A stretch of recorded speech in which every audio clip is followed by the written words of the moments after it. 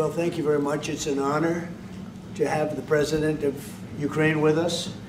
We've had a lot of good discussions, a lot of good talks, and I think progress is being made, very substantial progress in many ways. We had a good meeting, as you know, just a short while ago with the President of Russia, and I think there's a possibility that something could come out of it, and today's meeting is very important. We have, I guess, the seven very powerful leaders from Europe, and we're going to be meeting with them right after this meeting, and thank you very much for being here. Thank you so much, Mr. President. If I can, first of all, thank you for invitation, and thank you very much for your efforts, personal efforts to stop killings and stop this war. Thank you, and using this opportunity, many thanks to your wife, First Lady of the United States. She sent a letter to Putin about our children, abducted children, and my wife, First Lady of Ukraine. She gave the letter.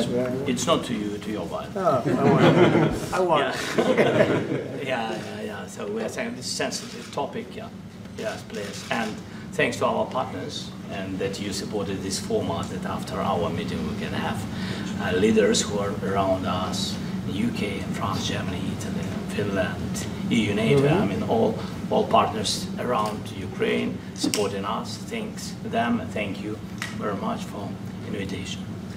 Thank you very much for being here. President Trump.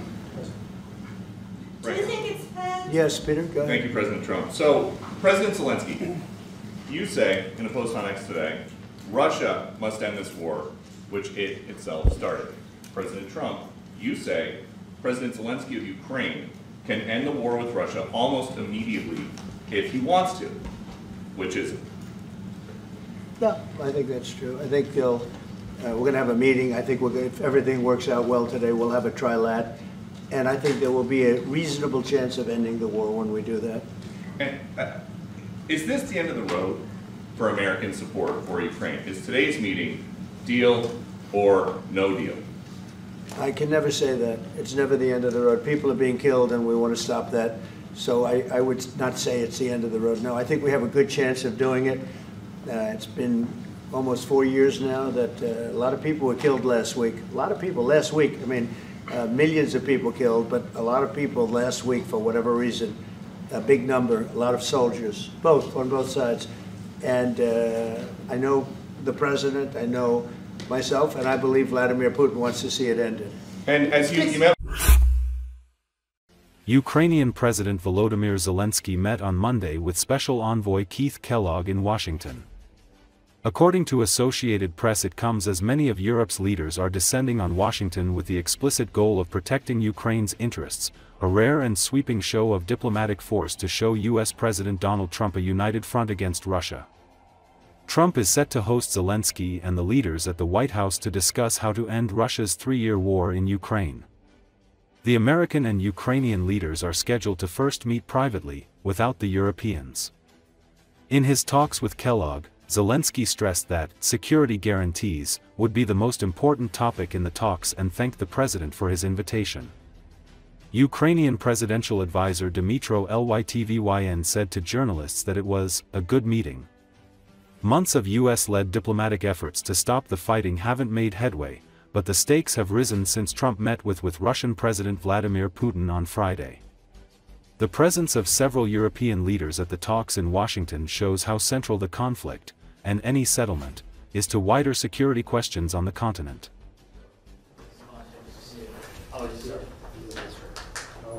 Okay. Thanks so much. Hi, good to see you. Great. How are you?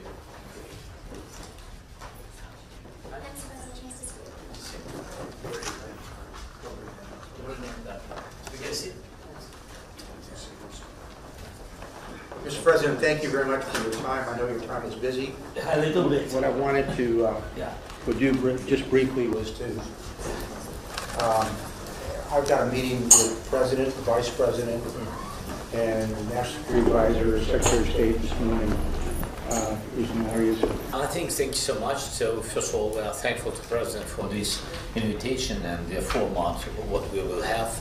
It's important signals about security guarantees and and that's why it's important that we are together with the United States and Europe, and the President accepted the meeting, common meeting, also after our bilateral common meeting with Europeans. And so I'm so grateful that such big countries as UK, Finland, and and the President von der Leyen, the Secretary Rutte, that they will come. And I think this will be important meeting, and we will speak about the architecture. I think so. We will have time to speak about architecture of security guarantees, and this is what really I think the most important. Good. Yes. We can speak about it when we will be together, sitting together.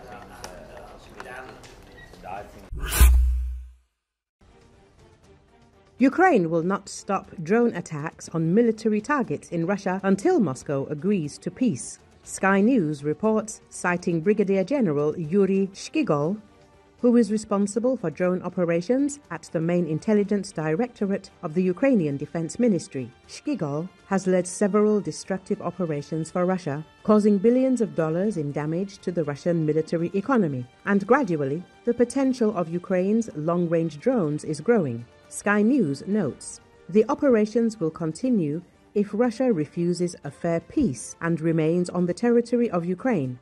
At first, we had several drones per month capable of hitting targets at a distance of 100 to 250 kilometers. Today, we have drones capable of flying at a distance of 3,000 to 4,000 kilometers, and this is not the limit. It is limited only by fuel supply, which can be increased, Shkigol noted. One of the main focuses of Ukrainian efforts in these operations is attacks on Russian oil refineries. They provide the Russian army with fuel and the Russian budget with money for weapons and cannon fodder. If the refinery is completely destroyed, it will be one of the largest operations carried out so far, said Brigadier General Shkigol. According to him, Ukraine is constantly increasing its potential for drone attacks. This does not bring me pleasure. War can never be a source of pleasure. Each of us has tasks that we could accomplish in peacetime, but this war, long-range strikes against the Russian Federation, does not bring pleasure. However, it benefits the state and harms our enemy, the general added. As reported in recent weeks, Ukraine has noticeably stepped up drone attacks on Russian territory. Thus, on the night of August the 15th, Ukrainian drone operators hit the Syzran oil refinery in the Samara region, one of the largest in Russia. It is noted that the Syzran oil refinery in the Samara region of the Russian Federation, which is one of the largest in the Rosneft system, was damaged.